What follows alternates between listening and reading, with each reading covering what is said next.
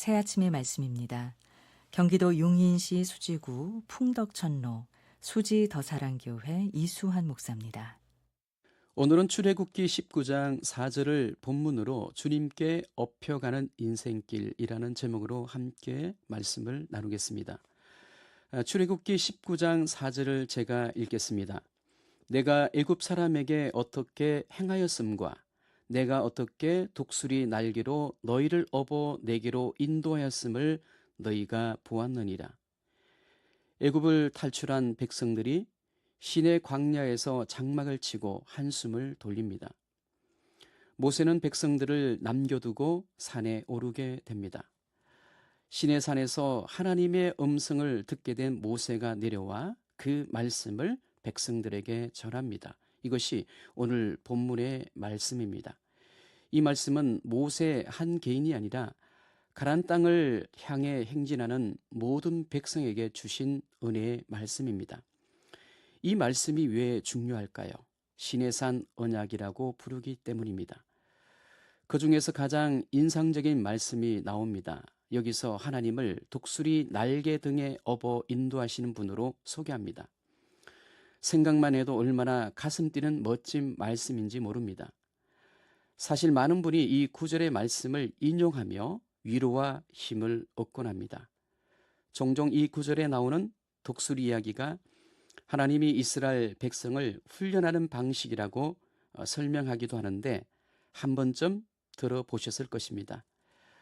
어미 독수리가 새끼를 높은 곳에 올라가 떨어뜨립니다. 그러면 날개에 힘이 없는 새끼가 곤두박질 치면서 파닥거립니다. 땅에 가까워질 때쯤 어머니가 휙 날아가 등으로 업고 다시 하늘로 올라가 다시 떨어뜨립니다. 이런 방식으로 계속 훈련하다 보면 결국 새끼 독수리가 창공을 스스로 날아오를 수 있게 됩니다.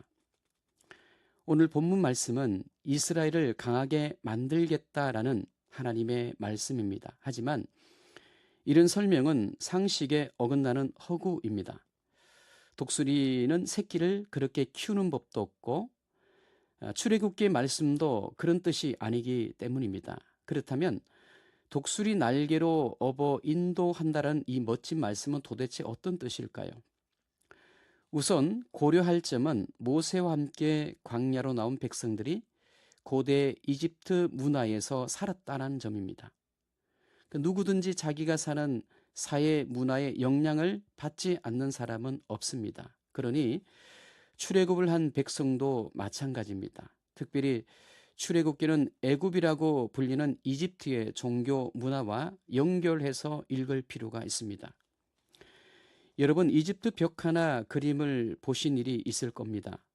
거기 여러 동물이 나옵니다. 개, 고양이, 부엉이 등등. 그 중에 빠지지 않고 나오는 동물이 바로 독수리입니다. 그런데 당시 독수리는 특별한 존재입니다. 항상 이집트의 수호신 네크베트를 상징하는 동물로 그려지기 때문입니다. 벽화에서 파라오의 머리 위에서 날개를 펼친 채 왕의 팔찌나 상징물을 발톱으로 잡는 모습이 그려져 있습니다. 이 독수리 신이 하는 일이 두 가지가 있다고 합니다. 하나는 나일강을 다스리면서 사막을 비옥하게 만들고, 다른 하나는 이집트 왕인 파라오, 즉 바로를 수호하는 여신으로 알려져 있습니다. 그럼 이제 출애굽기가 이집트에서 탈출한 사람들의 이야기에서 그들 상황에서 한번 생각해 볼 필요가 있습니다. 광야로 나온 사람들은 이집트 문명에서 살아왔습니다. 그곳의 최고 권력자는 이집트의 바로라고 생각했습니다. 그런데 이집트 사람들 말로는 그 바로를 지키는 신이 바로 따로 있다는 소식을 듣습니다. 누구입니까? 네크베트라는 독수리 신입니다. 출애굽기 19장 4절에서 말하는 게 바로 이겁니다. 애굽에서 생활하던 사람들이 광야로 나온 지 이제 딱 3개월 되었습니다. 그 3개월 동안 넌더리 날 정도로 모진 경험을 많이 하게 됩니다. 적과 꿀이 흐르는 땅으로 간다고 해서 죽을 힘 다해 탈출했습니다. 그런데 애국 군대가 목들미까지 추격해 들어왔을 때도 있었고, 마실 물이 없어 사막 한가운데서 죽을 뻔한 일도 있었고, 사막 부족들에게 습격받아 전쟁을 벌일 일도 있었습니다. 하나님의 종 모세는 또 어떨까요? 이 사람 따라다닌 지 3개월 동안 죽을 일만 계속 생겼습니다. 저 사람이 정말 하나님의 종이 맞기는 한지 의심도 생기고 앞으로 걱정이 이만저만 아니었습니다. 그러니 옛날 생각이 간절해진 겁니다. 차라리 이 지겨운 광야 생활 청산하고 애굽으로 돌아가겠다. 애굽으로 돌아가는 게 낫겠다라는 생각이 드는 건 어쩌면 당연합니다. 이게 바로 출애굽기 19장 이전까지 3개월 동안 일어난 일입니다. 백성은 지칠 대로 지쳐 있고 지도자인 모세도 다 그만두고 싶었습니다. 진이 다 빠진 그때 하나님이 모세를 산으로 부르십니다. 그런 다음 하시는 말씀이 내가 너희를 독수리의 날개로 업어 인도하였다라고 선언하셨습니다. 이 말은 애굽에서 나온 사람들에게 놀라운 이야기입니다. 왜냐하면 애굽 생활이 간절한 백성들이 떠올린 독수리는 애굽의 풍요와 그들의 안전을 지키는 왕의 수호신이 있기 때문입니다. 그런데 하나님이 지금 하시는 말씀은 그 독수리가 애굽의 왕을 보호하고 지키는 게 아니라 말씀합니다. 광야로 나온 하나님의 백성을 등에 업어 보호하며 인도하고 있다며 말씀합니다.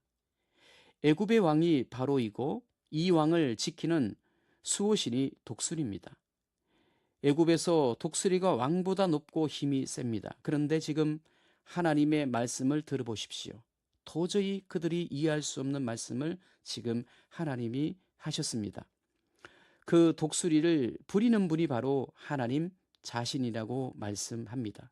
그리고 그 독수리가 애굽 왕을 지키는 게 아니라 그 독수리가 광야로 나와 지칠 대로 지친 백성을, 위험을 감수하고 하나님의 종을 따라 나온 백성을 보호하고 인도하겠다라고 선언합니다. 지금 모세에게 해주시는 말씀 속엔 이런 뜻이 있습니다. 애굽 왕 위엔 독수리 신이 있고 독수리 신 위에 하나님이 있다. 그러니 그 하나님이 너를 보호하고 인도한다라는 뜻이 담겨 있습니다. 하나님은 이렇게 광야에 나온 사람들을 특별하게 보살피십니다. 그리고 모세에게 이 말을 주시면서 내 백성에게 전하라고 선언하십니다. 어디에나 희망을 걸 곳 없는 광야 사람에게는 기쁘고 놀라운 소식입니다. 그렇습니다. 우리 주님이신 예수 그리스도는 희망 없고 불안한 이들을 찾아가 독수리 날개로 보호하듯 치료하십니다. 인도하십니다. 지키십니다. 우리 인생의 여정이 비록 모세 시대 광야 백성처럼 모든 것이 불안하고 의심스럽지만 우리 주님은 독수리 날개 등에 업어 저와 여러분을 인도하겠다고 약속하십니다. 눈보라가 치던 추운 어느 겨울날 한 나그네가 산 건너편에 있는 마을을 가기 위해 눈을 헤치며 힘겹게 걷고 있었습니다. 그런데 눈 속에 어떤 사람이 쓰러져 동사하기 직전이었습니다. 이 나그네는 어물어물하다가는 자신도 그만 얼어 죽을까 싶어 그냥 지나쳤다고 합니다. 얼마 후 그 길을 또 한 사람의 나그네가 지나가다가 그의 죽어가는 그 사람을 보게 되었습니다. 내가 도와주지 않으면 이 사람은 죽을 거라고 내가 구해야 되겠다 싶어 그를 업고 갔다고 합니다. 그런데 길을 가다 보니 길가에 한 사람이 얼어 죽어 있었습니다. 첫 번째로 지나갔던 바로 그 나그네였습니다. 자기만 살겠다고 혼자 지나쳐간 사람은 죽고 말았습니다. 하지만 다 죽어가는 사람을 살리기 위해 그를 업고 가던 사람은 그를 업었던 탓으로 자신의 체온이 높아졌습니다. 그로 인해 등에 업힌 사람까지 살아났습니다. 결국 두 사람이 주고받은 체온 덕분에 둘 다 살아남게 된 것입니다. 우리는 심은 대로 거둔다라는 말을 들은 적이 있습니다. 우리 욕심과 이기적인 마음으로 인해 선을 베풀어야 할 것에 베풀지 못한다면 그 결과는 첫 번째 나그네와 다를 바가 없을 것입니다. 애청자 여러분, 주님께 업혀가면 일은 쉽습니다. 죽을 것 같은데 살아납니다. 주님의 등에 업혀 평안히 인생길을 걸어가는 행복한 인생길을 걸어가기를 예수님의 이름으로 축복합니다. 새 아침의 말씀, 경기도 용인시 수지구 풍덕천로 수지 더사랑교회 이수환 목사였습니다.